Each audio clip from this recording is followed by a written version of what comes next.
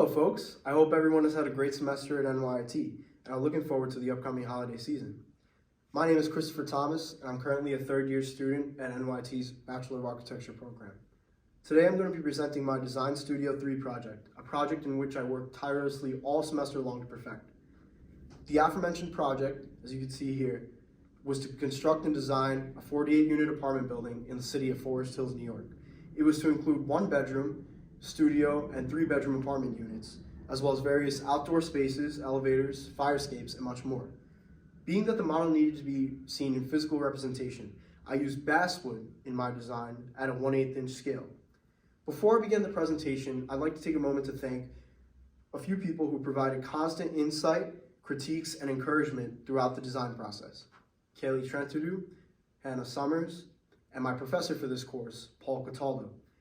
I truly couldn't have done it without you all, and so thank you very much. Now on to the design. Although I appreciate all styles of architecture, I really wanted to create a contemporary building that would be both transformative for the surrounding community and efficient in green design.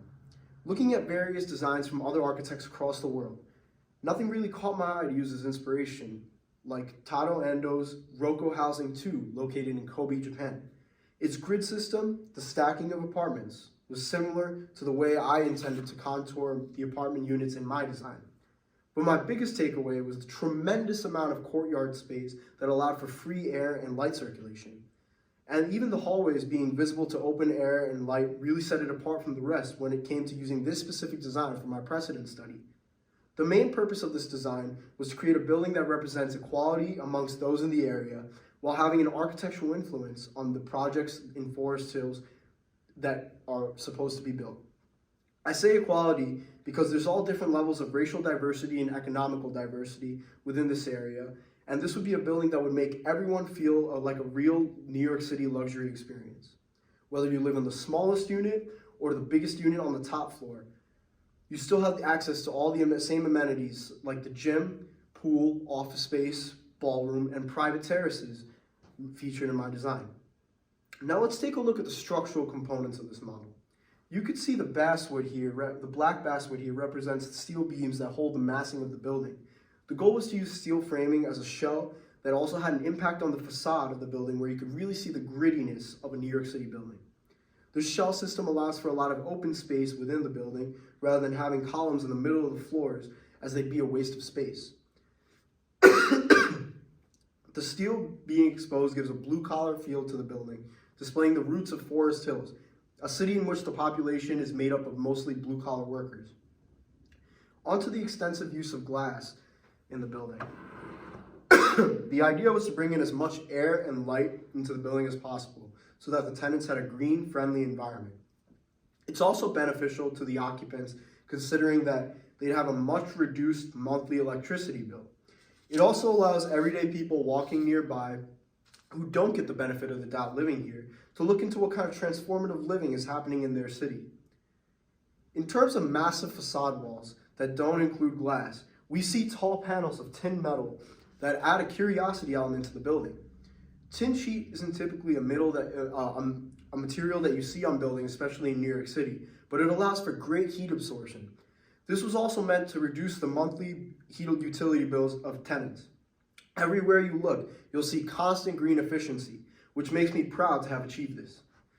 Once you step inside the building, you get to see the street level portion for commercial spaces such as shops, dining, and businesses, which still have separation from entry to the private apartments. As you work your way up through the building, you start with the smaller 1-bedroom apartments that are near the pool on the second floor of the building. With the pool being a double height space, there's no further amenity access on the 3rd floor, so it only features the beginning of studio apartments. Once you reach the 4th level, you're met with a state-of-the-art gym that includes locker rooms and saunas. Further amenity spaces include office space on the 5th floor and a grand ballroom on the 2nd floor. Access to the private terraces can be found at all levels starting from the 3rd floor onwards. At the 6th floor, we end with a grand outdoor space, as you can see here, with a beautiful garden, barbecue, and bar space, which is especially a big hit in the summertime. To top it all off, we have our luxurious three-bedroom units at the top of the building that get a great view of Forest Hills and look out onto the iconic New York City skyline in the distance. You know, I have to say, being able to design something like this that could possibly be built in the New York City area makes me appreciate the fact that I'm studying to become an architect in this great city. A big project like this is what registered architects look forward to doing their entire careers, and the fact that I was able to do something like this as a student is a gratifying experience. The cultural experience of a diverse city such as Forest Hills really allowed me to unlock my creativity in making this building as transformative and inclusive as possible. I really hope that as an architect in the future, I can work on something like this so that I can attach a narrative to my design. The narrative of equality and making everyone feel like they have a luxurious lifestyle regardless of their financial stature makes me feel proud and humbled. It's important to have meaning behind every action you do, and in architecture, this is arguably the most important thing to have in any design. I could go on and on, but this easily has been my favorite project during my tenure at NYIT. I truly hope I can work on a design like this as I step into the field of architecture in just a few more years.